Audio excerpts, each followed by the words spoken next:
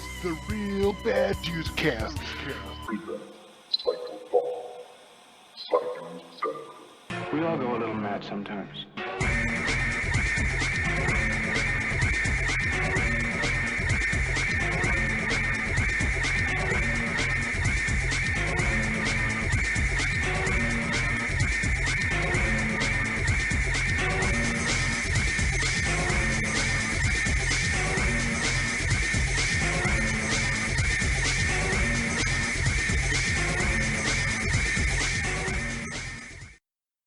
I am, of course, General Otz, and I am joined by Rage Kill and Wolfman God knows, evidently. That being said, today we are taking a look at what is possibly the most classic horror film of all time, Psycho.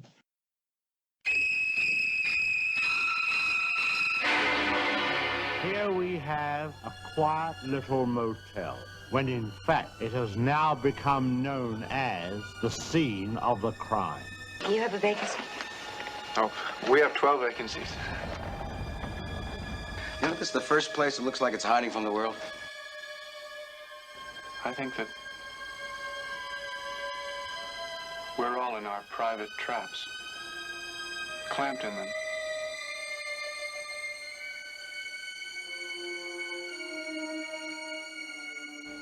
And none of us can ever get out.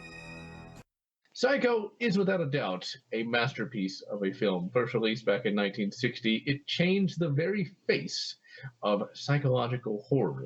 It has a fairly complex plot that was pretty much unseen at this time. It is a film that knows how to generate suspense and keeps the audience guessing. It is a film that likely reduced many an audience member to tears for how utterly horrifying it was. Horrifying in a good way, to be certain. Started the slasher genre. I'm not sure if I'd necessarily call it a slasher film simply because it's not one killer going around to different places. The killer in the film just stays in one static location and people come to him. If you want to go by that formula, then yeah. But I'd say my interjection on that end is that this is another grand slam by Alfred Hitchcock. I mean, if you've seen any of his other works like Rear Window or The Man Who Knew Too Little, any of those other movies with birds, he's pretty much the master of horror back in the day. And I mean, this is just, it's one of his probably best known films. I wouldn't say it's his best that he's done, but it's his best known. And it was the movie the studio, like, nobody wanted him to really make. Like, the studios were against it. Now, I actually first saw this film on vacation. I was on a band field trip at the time. I believe it was around 2005. I'd never actually seen it before, but I'd already been long since aware of it. And I have to say, I was quite impressed both then, and then I watched it again in 2018 for this particular review, and I was still fairly impressed. I'd forgotten a lot, but I had also remembered a lot as well. It's definitely a film that will stick in your mind. It's not a simple popcorn movie that's in one ear and out the other. So I agree with that. It's definitely held up well. My story, I guess, on first watching it, actually, I ended up watching Psycho for the beginning first, before I ever even got a chance to see Hitchcock. I had it recorded off the USA Network, so I saw that a few times, and then one day I was in a secondhand store and there was the DVD for Hitchcock Psycho, so I was like, well, I'm gonna pick this up and finally watch it, and that was probably about a decade-ish ago, or maybe longer, and loved it, and then eventually I bought the 2-disc special edition that came out and stuff, and then later on checked out the sequels. But Alfred Hitchcock Psycho holds up. It definitely holds up. There's some people who are like, oh, it's in black and white. It's like, movies were in color then. It was just Hitchcock didn't want to blow the R rating, so he had to film it in black and white. That seems to be a very petty complaint. It really shouldn't matter what color it's in, so long as the writing, acting, pacing, and overall set design hold up. The idea that it's in black and white, clearly whoever says that isn't watching it for the story or for anything other than just the mere pictures. Or, That's kind judging of a a book gray by its area cover. because I mean, that's kind of a gray area because honestly, like my kids sometimes, if I ever get to try to watch like any old time movie, one of the first things they'll say is it looks boring because it's in black and white. I mean, that's just how kids are. Oh God, yeah. I've even gotten the insult of, "Oh, this is made in the '80s." I'm like, "What?" Well, I guess when I mention that, I'm not Should no, necessarily you're thinking. absolutely right. It should not matter. Yeah. I mean, it's Well, like I should specify that I don't mean like kids or teenagers. I'm talking like adults that have a problem with that. By that point, you should be, open to more than just the pretty pictures on the screen. yeah, but I mean, there's a lot of people that just take that general attitude of, oh, well, this is old. It's not going to be as exciting as the movies that I watch today. Yeah, it's not going to be, like, and I can't believe I just said it like that, like literally amazing looking visually. And it's Right. not going to be anything like the Infinity War. It's not going to be like a CGI masterpiece, and it doesn't have to be. It's just some people feel that, if it's old, the effects are going to be hokey, the acting. It's not going to be Arnold, flying in the helicopter. You're not going to get any of that. And Arnold it's just, Schwarzenegger is Norman Bates. We all go a little mad sometimes. away from my mama. um, This movie was definitely an early childhood. I mean, we were pretty much a horror watching family, and I mean, we were taught from a young age, hey, it's acting, it's special effects, it's nothing to be terrified of. And I mean, one, two, three, they were all on one VHS tape. And I mean, Psycho as a child, shit, I was like my kids. It was in black and white, so it wasn't as interesting to me as the ones in color. I mean, that's just how kids are. I mean, I can only imagine how kids, back in like the 50s and 60s felt when they had black and white TVs. They didn't have an alternative. I didn't get a chance to appreciate it as much as I was able to in my teens. I want to say that I didn't really watch it a whole lot as a child, but when I became a teenager, I started watching it quite a bit. And then as I got older, I started to learn to appreciate the film. I started to appreciate, the actors and the cinematography work. So all in all, I want to say that from 1960 to 2018, fantastic, and it's arguably one of the best horror movies of all time. for anyone who hasn't seen Psycho by now, I'm definitely gonna say, of course, pause this, watch it, and then come back. I think I'm gonna recommend it. Yeah, for sure. I think the rest of you too. But unless you have anything else you want to comment on recommending it or any words of If you're an adult and you have a pulse and you have not seen Psycho yet, yes. send Rage Killer your address and he'll come over with a ball peen hammer and smash you over the head with it. Oh God. I don't know if he's gonna go that Just far. just don't make the 98 Psycho the first version of the movie you watch. Yes, go on. Well, I was going to say, don't. Well, you're essentially spoiling the remake at that point. Oh no, I'm spoiling the shot for shot remake. All right, but no, seriously. Personally, if you have not seen the movie yet and you're an adult, what is wrong with you? Go watch it. Come back. Lost, you have anything to say? Yes, Psycho 1960 should not. The fact that it's in black and white should play no role in your judgment of the film. If anything, just pretend it's a period piece because it is in every way as good as any film you would get today. All right, so let's get into them spoilers and talk about the plot of this movie. And so, our film begins with a woman named Marion Crane in the arms of a man who is, in this continuity, not married. And of course, they're talking about various relationship things, and eventually, she ends up going to work. And at work, she has to deal with an annoying customer, and she happens to be working for a real estate agency. The annoying customer pays cash for a piece of property, and she pockets the cash and basically decides to run off with it. She basically drives out of the city, but of course, just so happens to cross paths with her boss, because of course she would. Why not? As she drives out, a cop eventually pulls her over, and there's a bit of a tense scene that the cop might or might not figure out that, well, she stole a whole bunch of money. She does indeed act a bit suspicious, but he has nothing to go on. She eventually ends up selling her car to try to get the heat off of her. She drives around a bit and then eventually gets tired, and I believe it also starts raining. And she comes upon a sign in the distance And that sign says Bates Motel. Yes, Marion Crane, played by Janet Leigh, the mother of Jamie Lee Curtis. The way the plot goes, you would think that it's just a movie about this, woman robbing money for her boyfriend. I can't help but say, like, man, the way the plot goes in this movie, like everyone when seen this movie thought the movie would that Marion Crane would be like the star of the movie, but as we continue, Wolfman, you got anything? Wonderful plot buildup because people who saw this movie for the first time, they had no clue what they were expecting. Because allegedly Alfred Hitchcock had movie theaters bar people from seeing the movie, like going into the movie like after it started, and if you left, you couldn't come back, type of thing. And you got to remember, this is pre-internet, and really see movies was to go to the theater. People had no idea about Marion Crane, what her role was going to be in the movie. They just figured that this was going to be another typical Alfred Hitchcock crime drama sort of thing. And yeah, it's the notion of, is she going to get away with this crime that she just committed? hmm like even the trailer was just Hitchcock kind of walking around giving a tour of things that would, might happen, kind of thing. And I love the idea behind it because once again it was pretty trailblazing. I mean, where you completely misdirected the audience because people specifically, wanted to go to the movie to see Janet Leigh, and that's one of the reasons why he barred people from going in. Other than spoiling the ending, it was also people that came to see Janet Leigh. They didn't want.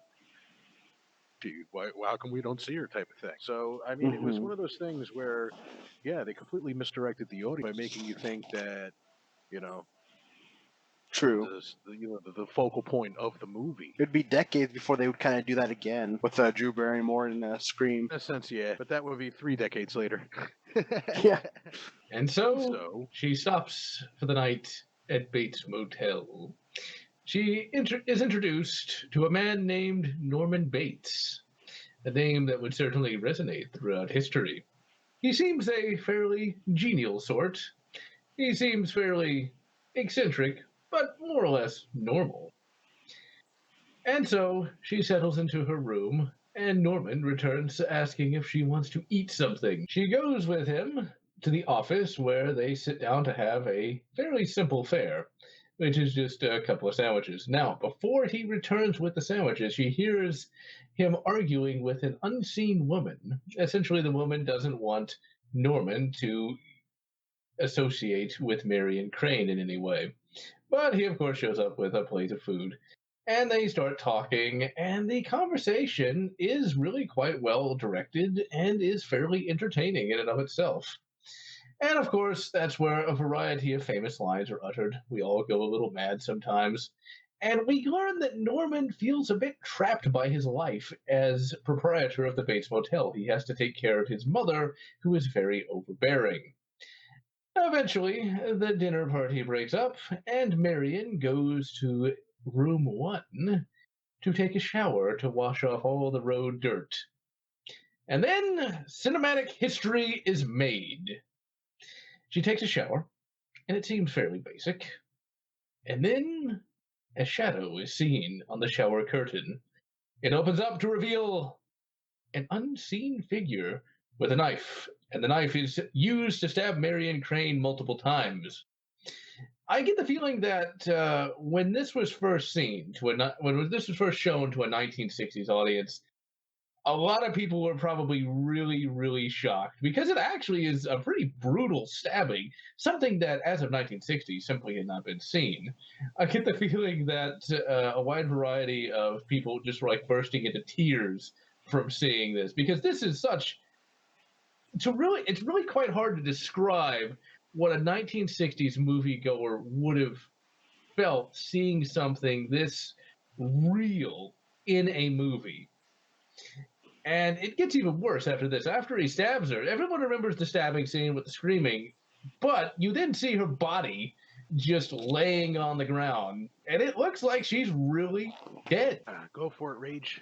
Yeah, that definitely did shock. That more than shocked audiences. That like shocked the editors and stuff. The studios, they were arguing with Hitchcock to cut it down even more, and they were swearing up and down they could see like a nipple and stuff, and there was like I mean that was a fight in itself, and I believe Janet Leigh was like covered with some type of moleskin or whatever during that scene, so there really wasn't any nudity, except when she fell over the tub, it kind of was like slowly peeling off, but she she didn't want to have to do the scene again, so she just stood still and figured whoever was up there watching, then like, oh well, nothing you could do about it. Yep.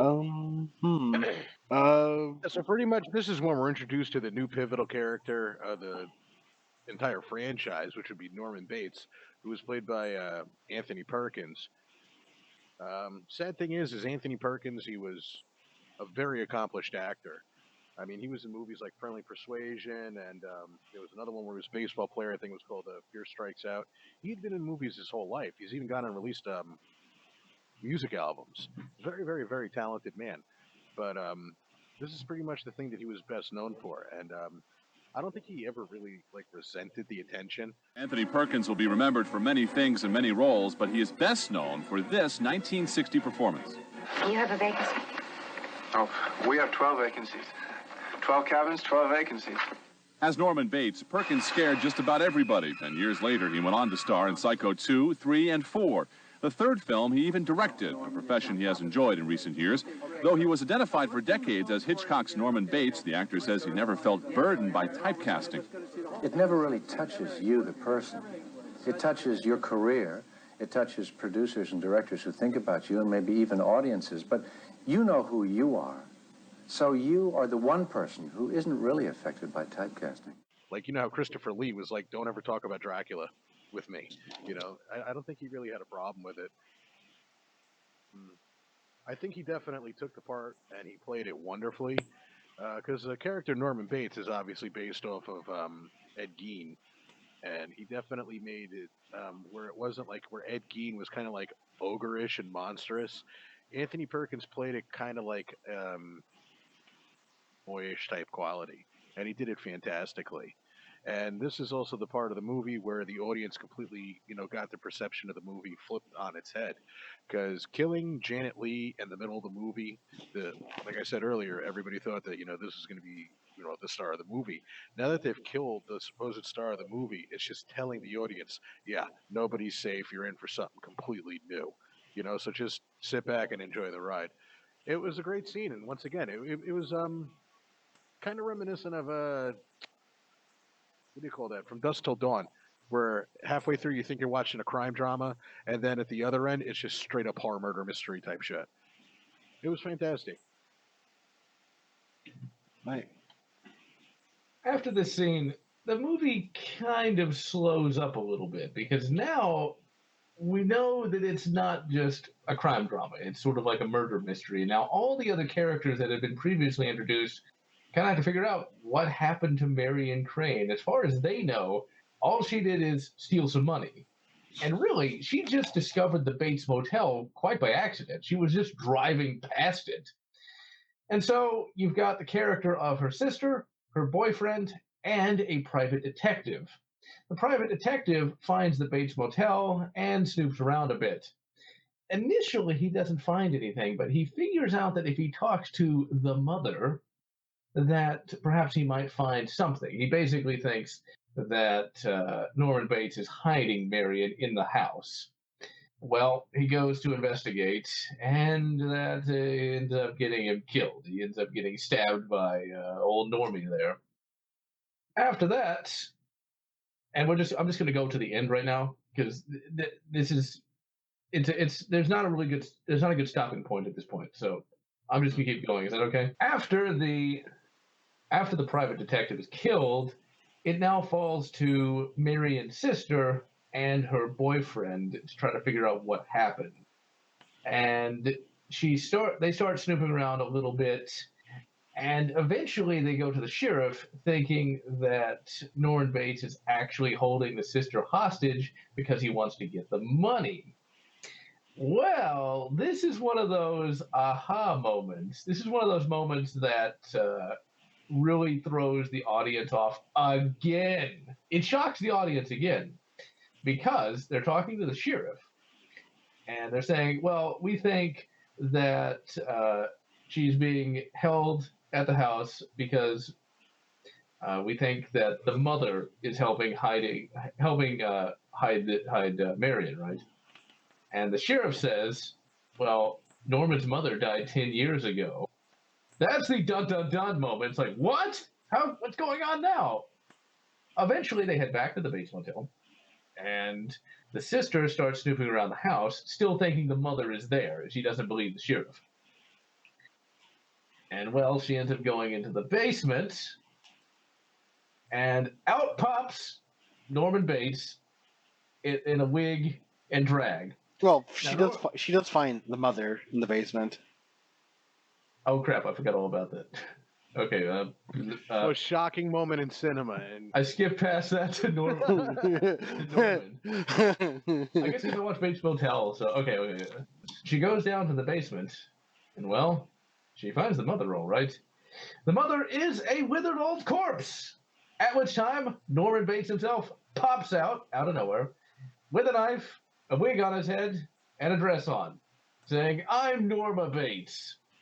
She almost gets stabbed, but thankfully the Marion's boyfriend shows up and wrestles him to the ground. And the film ends with Norman being arrested. Now, I think in a more modern film, you'd probably see Norman get killed, but in this, he's just straight up arrested and sent to jail. And you have a character talking about why Norman was crazy, explaining what had happened. And the final scene of the film is actually quite creepy. We learn that Mother is actually a second personality in Norman's head. And so the film ends with the Mother personality completely taken over Norman. And the film ends on the note of the Mother personality talking about how I'm going to show them that I wouldn't even harm a fly. And then it zooms into Norman Bates looking creepily on into the camera. And it sort of implies that Norman Bates is going to basically charm his way out of jail and get back out there and keep on killing. The explanation scene with the psychiatrist, film critic Ebert suggested that would have been like one scene that should have been removed, in his opinion. That's terrible. Why would you want to remove that? That is so. What I gotta say about Ebert, seriously, Ebert, when Friday the 13th came out and told people to write how disappointed they were, like he gave away her address on television. Who gives a shit what he has to say if he's like willing to endanger people that badly? Right, softcore porn. Who the fuck is he to tell people about decency or, anything? That is the case. I think that's a big problem with professional critics. One of the things is they do feel very entitled to tell you kind of how to live in many instances. They act very elitist. And I think Roger Ebert, I get that he is a pillar of sort of like the film community, but I'm not sure how good that actually is. I mean, like you do have, where he did do that for Friday the 13th. And I think he might not be as competent as people give him credit for. Oh, yeah, there wasn't... Shit. It's like... On Ebert, like they were what we do, like 20, 30 years ago. That food for thought. Yeah, but I think we're just talking about movies that we like. I think for them... Not telling people how to live... Yeah, we're not doing that. And I think the most important thing is I don't think we are literally intoxicated on our own flatulence either. What? Oh dear. So that pretty much sums up talking about the movie itself. So now I guess we can give our thoughts about the whole thing. Sucks, man. She's been colorized. No, I'm kidding. God. You could colorize it, and I think it would hold up, and you could release it today and just say it's a period piece, and people would buy that. No. That's like I don't know if it would turn out the way that they did, like when they colorized Night of the Living Dead. It was exactly the same. Only, oh hey, Ben's wearing a yellow sweater.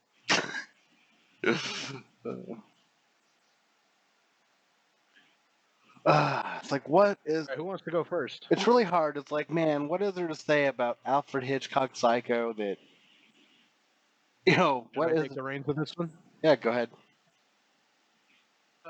From the notes that I took down, Psycho was made on a budget of about $800,000, and apparently it made over $50 million.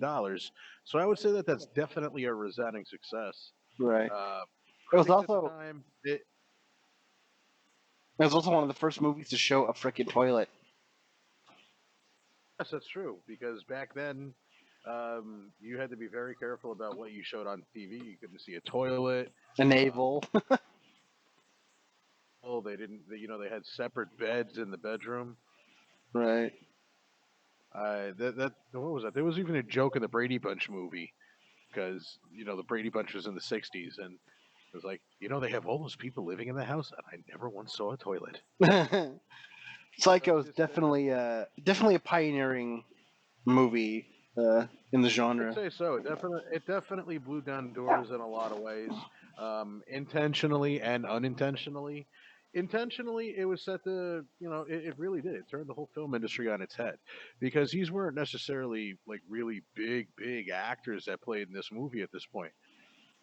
I mean, yeah, people knew who Janet Leigh was, and some people knew about who Anthony Perkins was. I mean, Anthony Perkins, like I said, he'd been an actor his entire life up until his unfortunate death.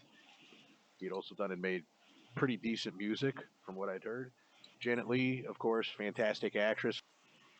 So there was definitely very competent actors in the movie, and of course you have Alfred Hitchcock, who has just made a whole lifetime of scaring the living shit out of everybody.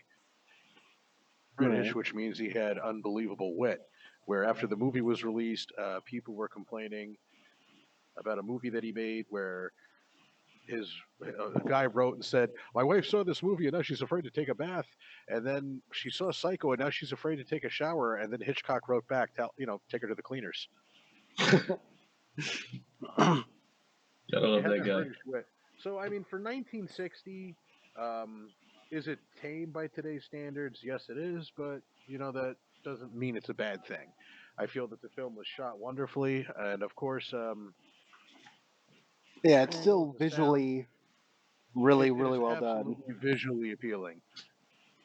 And the story itself, I felt it was paced fantastically. I mean, I And suppose if you wanted to criticize one scene that's kind of dated looking, it would just be maybe the the scene gas where, falling down the stairs, yeah, that'd be about it.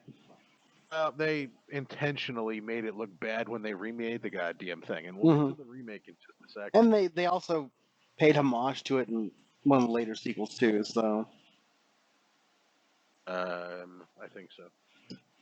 in Psycho 3, yeah.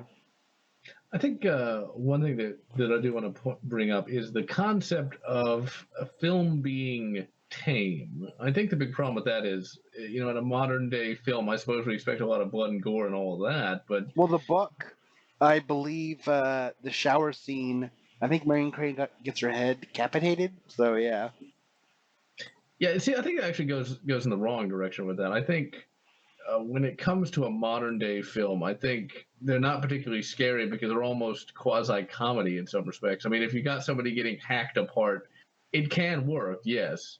This movie's still scary. If you had never even heard the name Psycho somehow, and you showed this to somebody completely new, go into it completely blind, I think they would have been scared by it, even in Right. today's world, because a lot of modern day horror films lack any degree of subtlety to them. It's The all shower scene is still effective, and that's been parodied everywhere.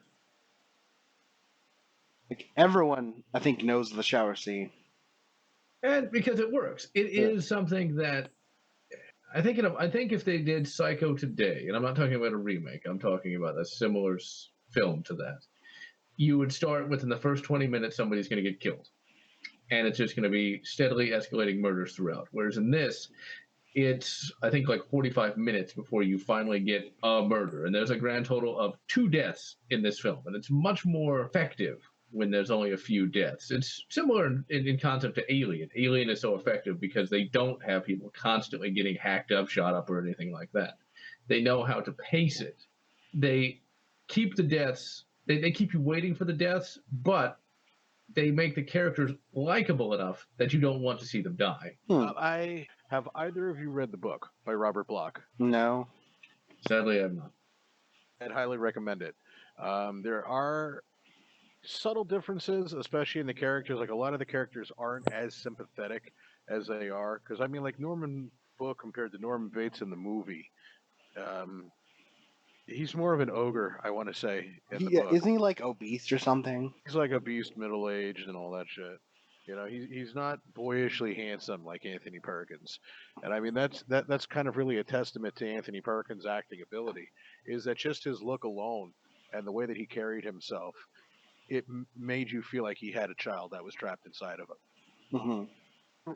The biggest question of all is who is the true star of Psycho?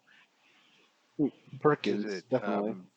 is it Norman Bates? Is it Mother? You know, it's just that was the beauty of this movie is that you're able to watch this and you can everybody can universally enjoy it for all of its strengths, and there's no real weaknesses per se. But at the same time, you can walk away from the movie and you can have a different opinion about every character. Mm, I felt that the movie was paced really well enough that you yeah. knew what was going on. Um, but it's just like what I'm getting at is it's just you could look at this movie and say, "Holy shit, that was a perfect time length. Everything looks fantastic. Everything sounds fantastic. The actors and actresses did a fantastic job. The story was just right."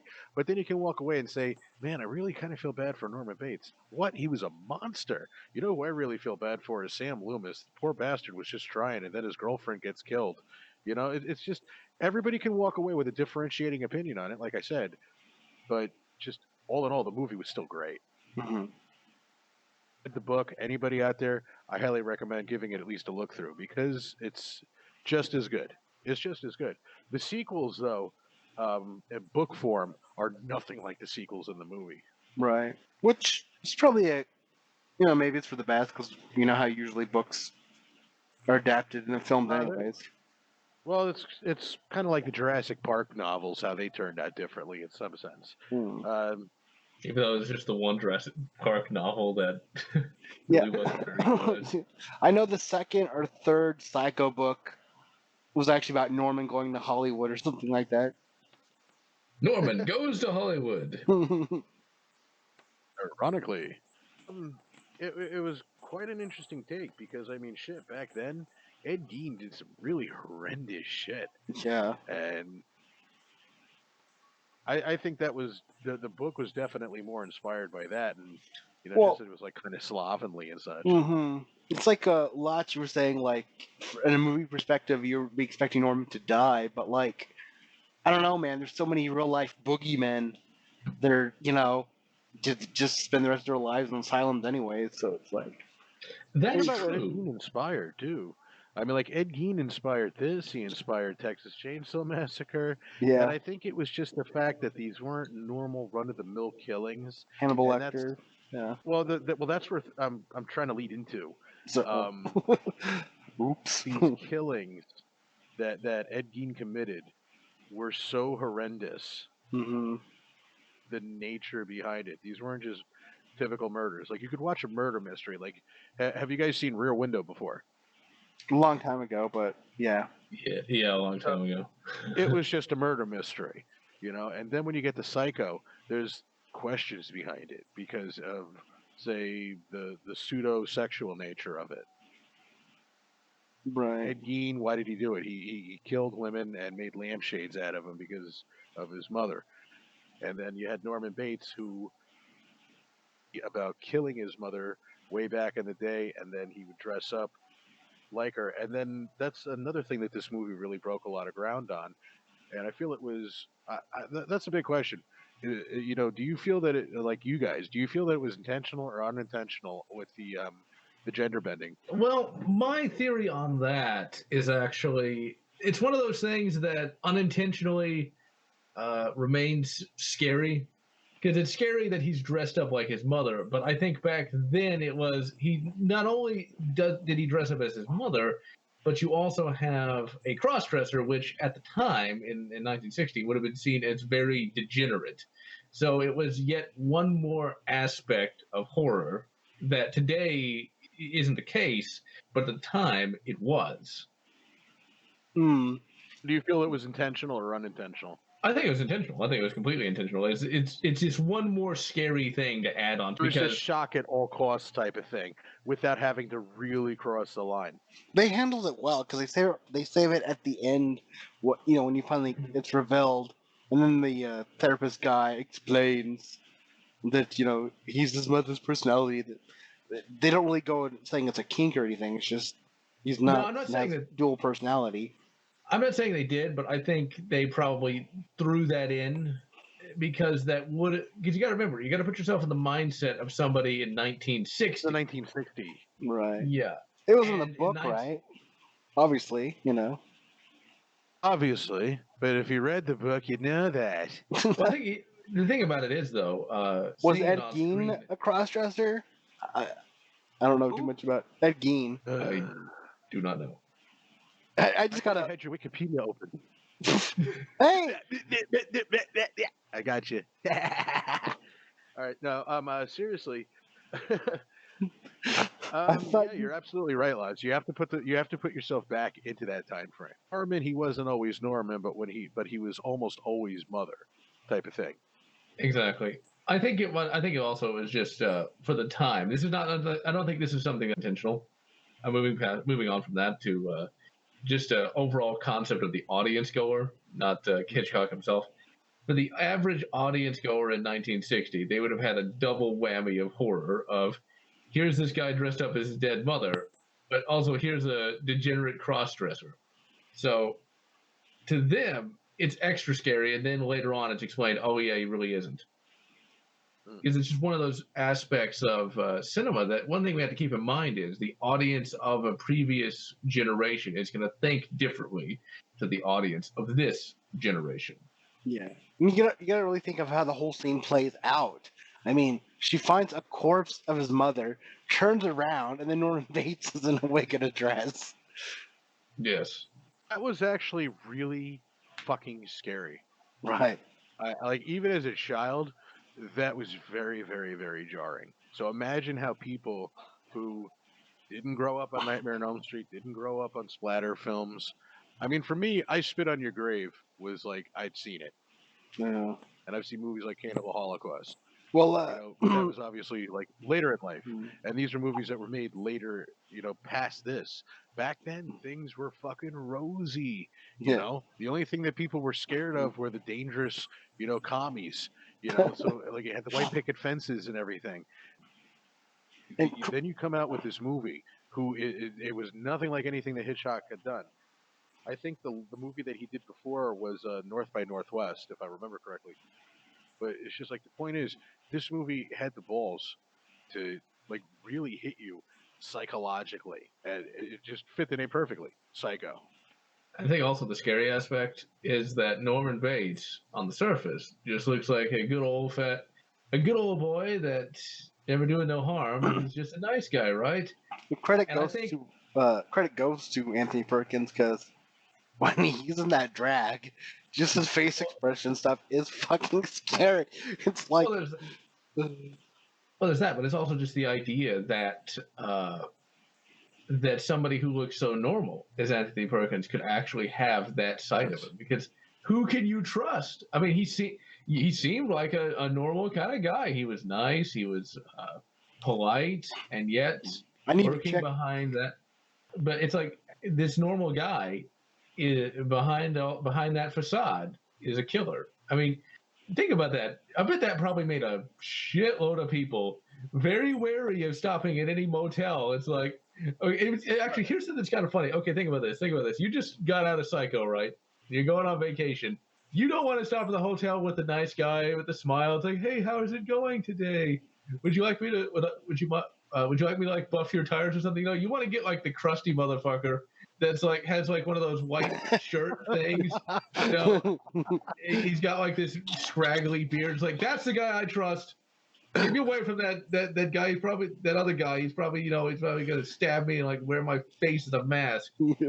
I will trust old Saul any day. Oh, you're absolutely right, and that I was just about to say it myself. Is that yeah? It completely took that on its head too, because if you saw somebody like with facial hair, they're a bum, they're nuts. They're junkies. It's like then you have this clean cut person because I mean you got to remember the '60s they were hippies, so it's like Norman Bates comes along, clean cut, all American boy, you know, and he must hunt because he's got stuffed animals on the wall. That's a man's man. It's just, and then it turns out that he was a brutal killer,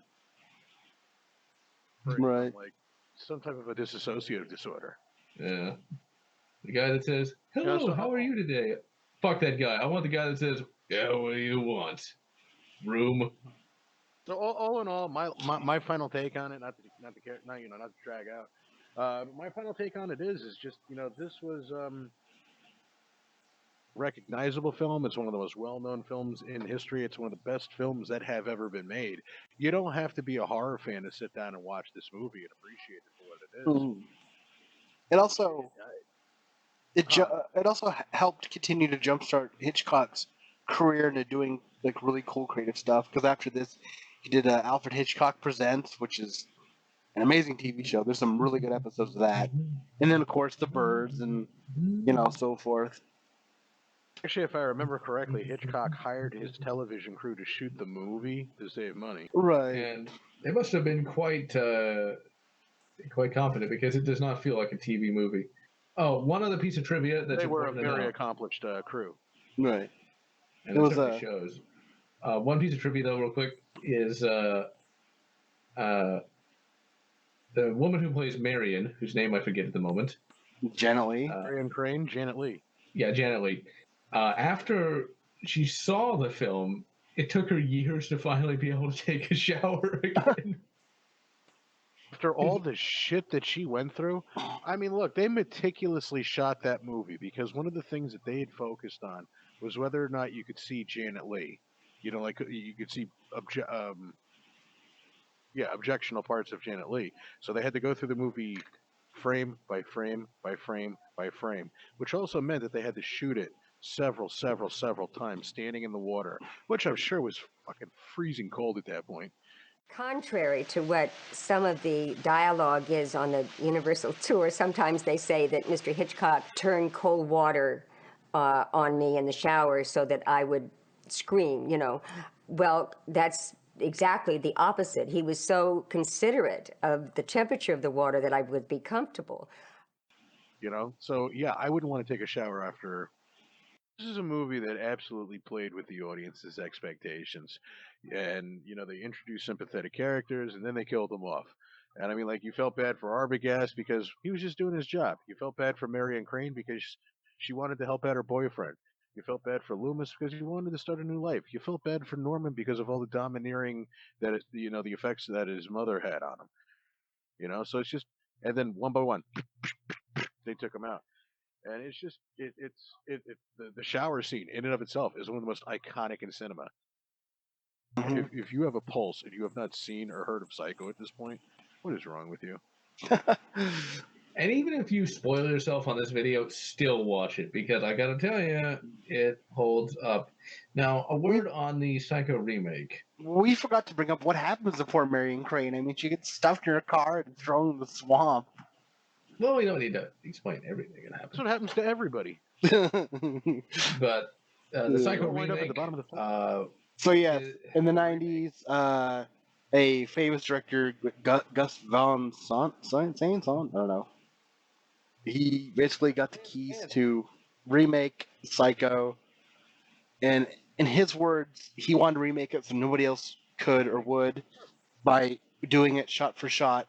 And having seen bits and pieces of it throughout the years, I have to say that is probably by far the absolute most respectable way you could possibly remake Psycho. There's no way you could actually do it justice, but they didn't go and try to make it young and hip for the 1990s audience. Except for Bates Motel, but Well, that's a different thing that will definitely have to be discussed later. But Bates Motel is a very different animal, which actually doesn't really update it for a young and hip audience. It does keep Norman Bates about as you would expect. But as far as the remake goes, there's a lot worse remakes out there. I mean, They could have made, like Norman Bates like a 6'2" bodybuilder that like gets shot all the time and wears a mask. They could have just completely messed every piece of that up.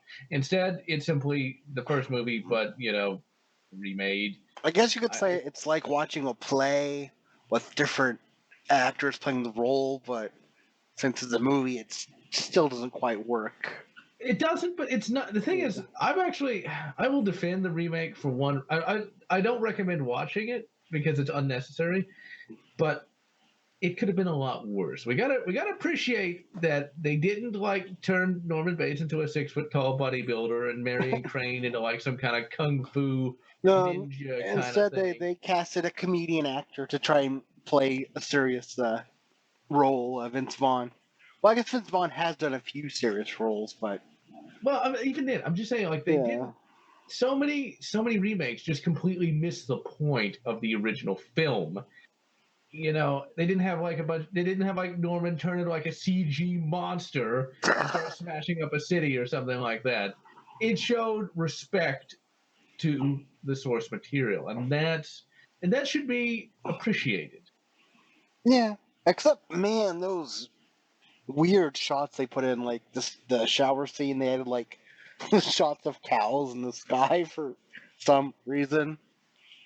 And then when Norman's mother is found in the basement, they added a quick scene of a dominatrix looking at the camera. Like, what kind of MTV '90s shit is this? Yeah, like I said, I'm not saying watch it. I'm just saying it's not as bad as it could be. Hmm. It's not the Wolfman. Freddy remake. Let's just put it that way. I fucking hate the remake with every fucking fiber of my being. Julian Moore and William H. Macy couldn't save it. And you know what? William H. Macy is like actually a really good actor, and I got I a ton of know. respect for him. And Julianne Moore can kind of be decent when she's not overreacting, like you know. But no, I mean, like my reasoning behind why I hate this movie so much is just so unnecessary that yeah, Lutz has the best point. Lutz has the best point in the world. Well, it could have been worse. It doesn't matter. It was so unnecessary that just the fact that it was made is worse. I'm just glad that I didn't pay to see it when it came out in theaters. But look, this was a shot for shot remake.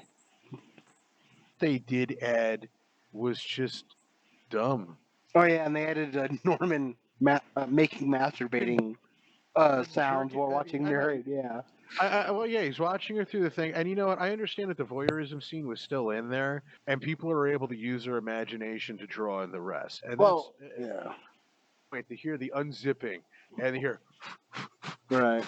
it's Which like it makes the original works better that he wouldn't because the way he is strict as his mother is. That's why he's fucked up in the head anyways. It just I don't you can know. only assume that after he got that release, the feeling would be out of his body, And I'm not going to get into this discussion. No, it's like he would stop being mother because he's not feeling attracted. You know what I'm saying? Right. Everything that they added, it was completely unnecessary or completely illogical. I mean, for fuck's sake, he put mother into the fruit cellar, and then in the remake, it looked like a fucking laboratory. Hey, yeah. Everywhere. Come on. And then, he had to get the spider crawling out of the eyeball. It's just, it was so unnecessary. And Vince Vaughn, it's not about whether or not I'm a fan of Vince Vaughn or not, because I mean, generally he's kind of okay. But at the same time, Vince Vaughn as Norman Bates, because like Norman Bates had that childhood innocence, and Vince Vaughn trying to act like a child, creepy. Not to, And it's just, I understand that Norman Bates's whole tragic tale is like deeply stuck in was not in your face. Meanwhile, this one you got Julianne Moore going through the room, and it looks like the fucking set of Howdy Doody, and then she's opening up books and finding stag mags in between the kitty books. Just for God's sake. Wolfman's like brave. He watched the movie. We only watched clips of it. Of course, I watched the movie because, like I said, I grew up watching Psycho, and then, hey, there's a remake. Well, I would definitely like to see it. And of course, if I'm going to review a movie, I fucking watch it. I watched the original, so yeah. I mean, like that's just the point. It's just that Psycho. A lot of people like it, and if you like it, that's cool. But I mean, like to me, it was so unnecessary. It didn't need to be made. It would have been better if they remastered the original Psycho and re-released it in theaters. Indeed. Because at that point, you would have had the same effect. Or just pick up This Psycho on fucking Blu-ray. Seriously, Psycho does transfer quite well to Blu-ray as well. we gotta make money off this shit. We're gonna lose the rights. Okay, just fucking throw one back in the theaters. People would have still paid to see it. Or they could have Like, just how- did the how apeshit they can could have you just go? did the sacrilege thing and just colored the original and throw it back in theaters. If they felt that audiences couldn't watch a black and white movie. I don't know about that because I mean, like, how many times has like your local cinema said, "Hey, we're gonna be playing fucking The Wizard of Oz for like 2 days only. Come down and watch it," and that shit's filled. Right. It's like recently they were playing Ghostbusters in the movie theater. Everybody went to go see it, and shit was sold out. If you threw Psycho back in theaters, and of course you get that fucking asshole announcer. This summer, come and relive 30 years later of Psycho. It's just people would go see it. You don't have to remake it with it. Just re-release it. People watch it. Mm-hmm. But history's already been written, and they, for some reason, decided to throw money at remaking it.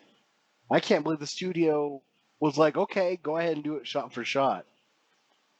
That you know what? Even as a businessman, if I was the head of the studio and I said, "Okay, go ahead and remake this movie," and the director flat out admitted, I think, if I'm wrong, I'm wrong, but I think I could swear to God that I heard like Gus Van Sant flat out say, "I watched the movie as I was making this one for reference." Mm. The fuck? Really? How fucking lazy are you? Well, I wanted to preserve the integrity of the movie because I love it so much. You love it so much that you had to watch it while you were fucking remaking it? Really? Well, there is that. It's just that is like the most laziest thing ever because a remake, it's a reimagining.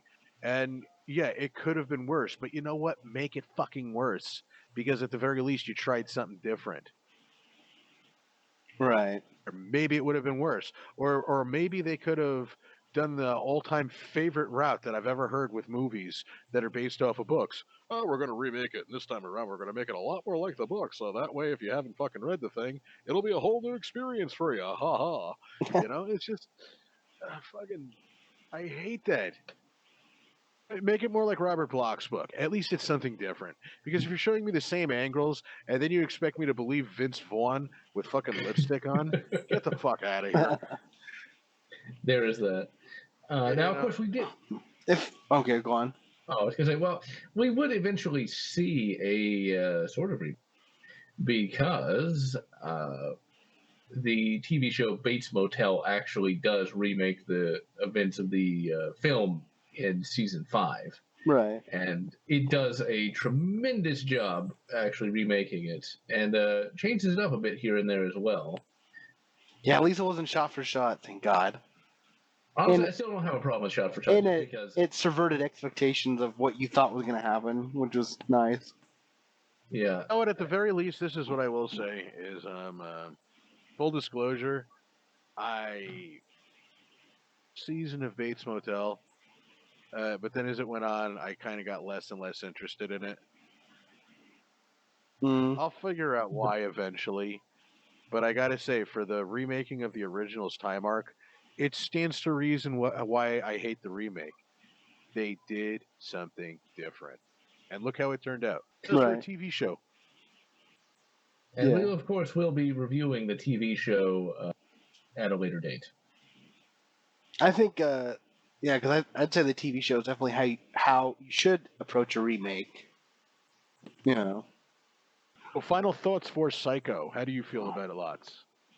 I feel it is indeed a film that lives up to all of the hype built up around it. I mean, whenever I hear a film that's hyped up, I generally am like, yeah, sure, it's good. I'm pretty sure that if you actually watched the movie, it would not be nearly as good as advertised. That happened to me with 2001. I thought it was going to be a great masterpiece. It was real crap. Psycho, you grow up hearing about how great it is, and you finally see it, and it actually does live up to the expectation. You couldn't have said it better. So, what Lot said. uh, Psycho. It is a cinematic masterpiece. It is a work of art. If you have not seen it, fucking go see it, please. You really need Yeah. to see it. Yep. Yeah. You should definitely see it if you like. What? I don't like think I can thrillers, praise it like any more than I horror. already have. And I mean, pretty much its accolades, they stand up by itself. What, 1960 it came out, so we're looking at about 58 years ago.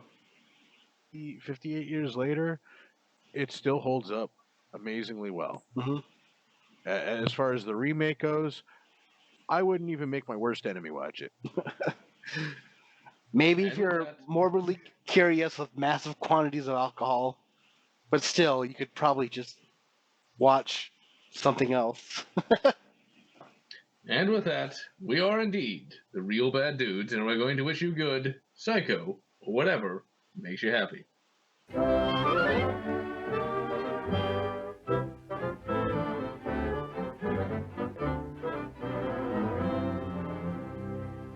Good afternoon. Here we have a quiet little motel, tucked away off the main highway, and as you see, perfectly harmless looking, when in fact, it has now become known as the scene of the crime. This motel also has, as an adjunct, an old house, which is, if I may say so, a little more sinister looking, less innocent than the motel itself. And in this house, the most dire, horrible events took place. I think we can go inside because the place is up for sale, although I don't know who's going to buy it now. In that window on the second floor, the single one in front, that's where the woman was first seen. Let's go inside.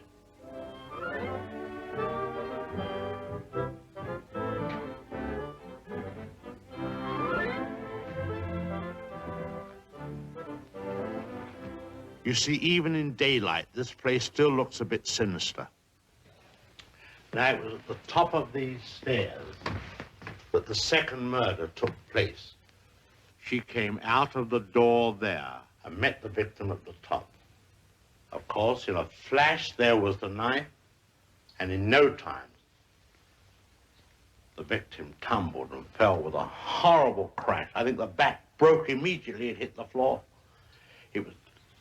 It's difficult to describe the way that the twisting of the well, I won't dwell upon it. Come upstairs. Of course, the victim, or should I say victims, hadn't any conception as to the type of people they would be confronted with in this house, especially the woman. She was the weirdest and the most... Well, let's go into her bedroom.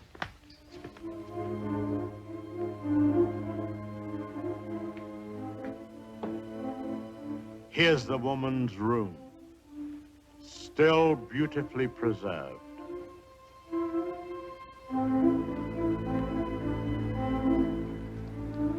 And the imprint of her figure on the bed where she used to lay. I think some of her clothes are still in this wardrobe.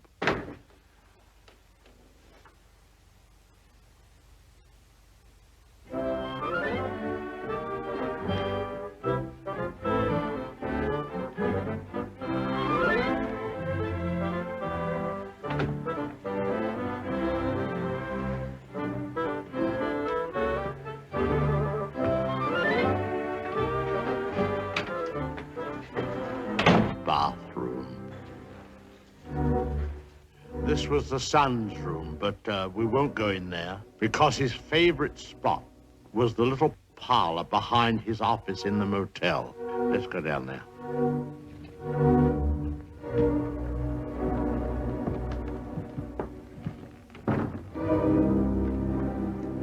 This young man, you had to feel sorry for him. After all, being dominated by an almost maniacal woman was enough to drive anyone to the extreme of, well, let's go in. Well, I suppose you'd call this his hideaway. His hobby, as you see, was taxidermy. Crow here, an owl there. Now, an important scene took place in this room. There was a private supper here. And, oh, by the way, this picture has great significance because, let's go along to cabin number 1. I want to show you something there.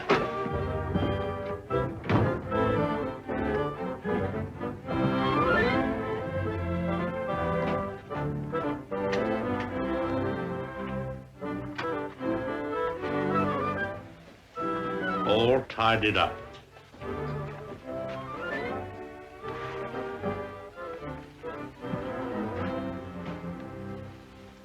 The bathroom.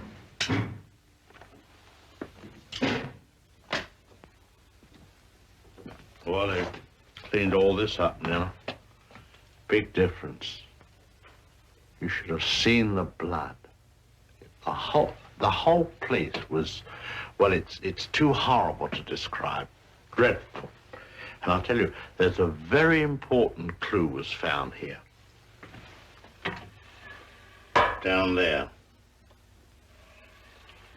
Well, the murderer, you see, crept in here very slowly. Of course, the shower was on, there was no sound.